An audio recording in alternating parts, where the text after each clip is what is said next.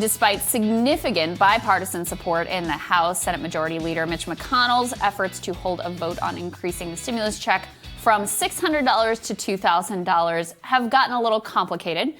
In response, Trump tweeted in support of the $2,000 checks, but only if Republicans negotiate to get rid of Section 230 and prevent the, quote, Democrats from stealing the election. Here to unpack all the latest developments is White House economics reporter for The Washington Post, Jeff Stein. So great to have you, Jeff, as always. Thanks so much for having me back on. So basically, McConnell found himself in a little bit of a pickle here because Trump put his vulnerable Georgia senators in a very tough spot. He does not actually want $2,000 checks to pass. So his move here is to put together all of these things, the checks, Section 230, and this election fraud thing, so that Democrats won't possibly support it, but his senators can still record a vote and claim to have backed the $2,000 checks. Just break all of that down for us, and also help us understand, what is his major opposition to the $2,000 checks to start with? Well, I think it's important to keep in mind that there are a lot of Republican senators, I would say maybe a third to a half of McConnell's own caucus, that never wanted to spend more than $1 trillion on any coronavirus bill. And now that they're looking at adding another, $1,200 or $1,400 to the checks, that would take the price tag of the overall bill well north of $1 trillion to $1.2, $1.3 trillion. And so as a result, McConnell, as you said and laid out very nicely, is in this pickle where this fascinating thing is happening where these Georgia Republican senators, conservative lawmakers who are up for re-election, feel that for their own political survival, they need to say that they support these $2,000 checks. And it's putting tremendous pressure and splintering the Republican caucus in really profoundly new ways around an enormous transfer of wealth in this country. Obviously, a lot of people accurately think that these are survival payments necessary for people who have been hurt by the pandemic. But we are still talking about one of the biggest potential net transfer, expansions of the welfare state that we've seen in this country in a long time. And two conservative Republican senators are leading the charge for that. And McConnell is having to deal with it in a way that people who are supportive of larger welfare states really could not have imagined before the pandemic. It's this weird thing where, we see it across a lot of areas. As horrible as the pandemic has been in so many circumstances, economically as well, we actually saw a decline in poverty relative to pre-pandemic levels because of the cash assistance authorized by the federal government. And so almost by accident, the pandemic is creating a new sort of politics around government support for the poor and the needy and the disabled and others. So it's a fascinating moment and one I don't think anyone predicted we could be in so soon, down the timeline. Yeah, and you also had some voters who told reporters right after the election, especially, they went down and interviewed Latino voters in Texas and counties that had flipped to Trump. And a number of them were like, I got a check from him. And that really meant a lot to me. And so I voted for him. So I think it really laid bare how powerful this type of politics could be. So is the opposition from McConnell, who doesn't really have that much of an ideology other than his own power and, maybe getting judges through is basically the most consistent thing that he's sort of stood for in his tenure in the Senate, is his major opposition that he's concerned about dividing the Republican caucus and laying bare this kind of splintering within his own faction? Yeah, I think that's really it. If he puts this up for a vote, Republican senators have to put on record how they feel about this. And that could be a vote that could come back to haunt them potentially. And I think that's what they're worried about. Just to go back to your initial point about the extent to which the initial $1,200 stimulus checks may have aided President Trump and got him close to he lost, but he still got 74 million votes despite massively mismanaging the pandemic.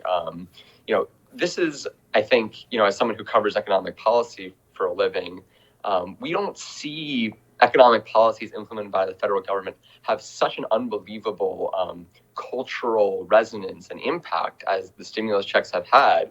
Not just memes about me, but memes about, like TikTok videos of grandmas twerking to get their Trump bucks.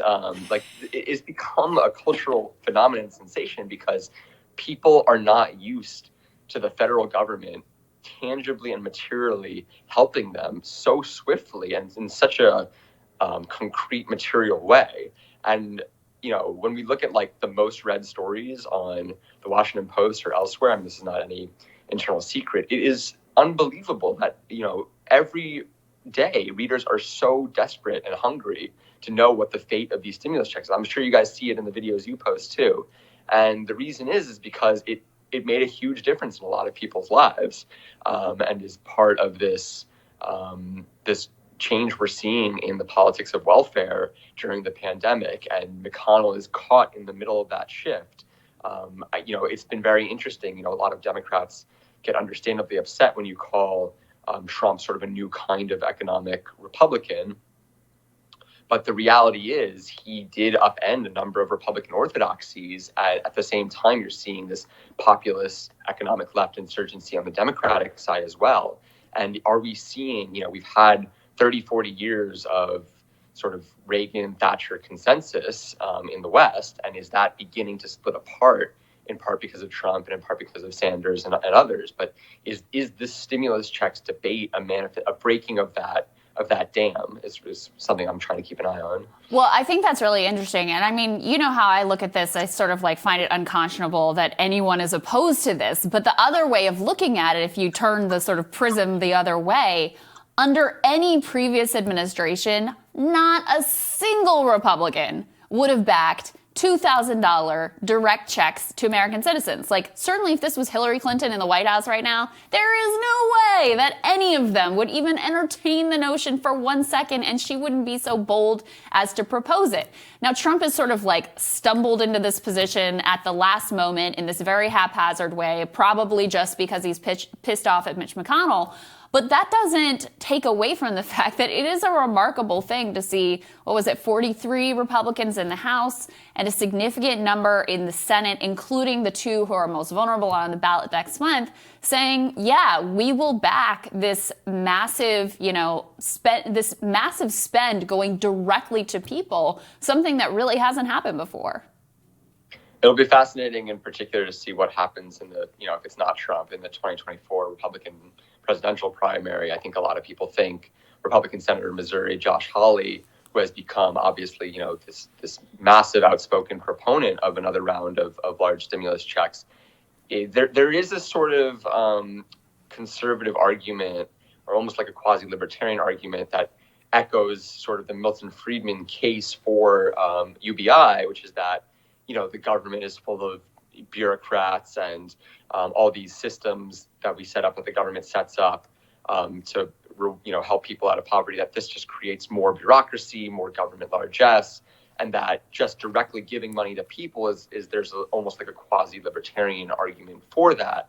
And so maybe that's a rallying point for conservatives to embrace, or allow themselves to embrace, this policy that every poll that we look at shows, 60+% support for. And so, yeah, I think that's going to be fascinating to watch in 4 years. And Jeff, I mean, can't say enough about your reporting on all of this. And I think you're right that there's no sort of putting the toothpaste back in the tube, because people saw that actually the federal government can do something very directly that they feel very tangibly in their lives. And so I think that undercuts a lot of the conservative talking points and Reaganite and neoliberal, frankly, talking points that we've heard for a long time now. Yeah, and I just wanted to try to clear something up that I feel that a lot of the discourse around the checks sometimes tends to miss, and I don't think it's an intentional thing, but there's this debate, right, in economic circles, when one half of the debate, a lot of Democratic policymakers will say this, and they'll say, look, we need to just do more to beef up unemployment insurance. Unemployment insurance will go directly to people who have lost their jobs. The checks are poorly targeted. They go to people who have not lost income at all and are therefore, kind of wasteful. And there is something to that argument. There are a lot of people who are getting the checks who made, 60, 70K last year and may not need the money the way someone who lost their job did. But just to give the counter to that counter argument, the benefit of the checks in a lot of ways, and according to many of the economists I talked to, is that they go around the unemployment systems, which are complete, and I don't want to be too dramatic, but the unemployment systems have been an absolute nightmare for millions of people to navigate, and the checks can show up directly in people's bank accounts right away. I should note just super quickly that 13 million people, adult dependents, are excluded from the latest round of stimulus checks. But just to go back to my main point, the checks also, they reach people who are outside of the job market permanently. And so that might not be a direct response to the economic shocks of COVID, but in America, we don't really do that much relative to our European peers to buttress and provide an income floor beneath the disabled, beneath students, beneath children, single mothers, people who have been permanently unemployed. And the thing about the checks is, crucially, they reach that population as well. And that's why they've had such a huge anti-poverty impact, even if in some senses they're less well-targeted, which they really are. They are less well-targeted, but they also capture the very bottom of the income distribution of the truly most destitute in our society in a way that even unemployment benefits do not. I mean, I'm a big personal believer in universal programs, and you can tax it back on the other end. But that way it gets to everyone, and also it doesn't create this animosity between groups of who got it and whether they were worthy of getting it or not. Last question for you, Jeff, just really quickly. Do you think that there's any chance we will get an up or down vote in the Senate on $2,000 checks? And do you think that people have a shot at actually ending up with those? I'm technically on vacation this week. I came on the show because I like being on the show. Because you're the best. Because you're the best ever, and we love you. So That's why. I don't know for sure. I think it's more likely to be next week, but it seems like McConnell is under a lot of pressure to get this done. And I think when McConnell came out with this, is like maybe 2 weeks ago at this point, McConnell and the White House came out with a proposal that I viewed as a non-starter, before they agreed to the $900 billion.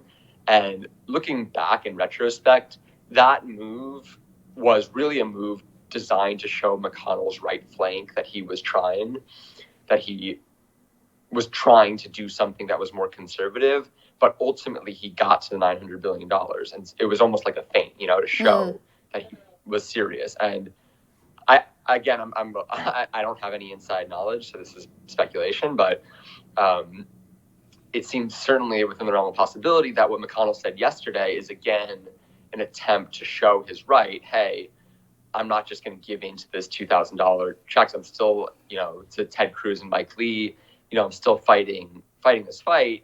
And if the pressure builds from, we've already seen Marco Rubio, the Georgia Republican senators, other Republican Senator Hawley, and others, if they continue to build pressure, is McConnell receptive to that pressure? I think it's definitely possible. We'll have to wait and see. All right, guys. Jeff Stein says there's a chance. Thank you. Go back to vacation. We appreciate you always. Thanks, Crystal. Bye. Coming up, it would take 10 years at the current pace to vaccinate 80% of Americans. That's what experts say we need to have herd immunity. We're going to talk about the ramifications of that when Rising returns.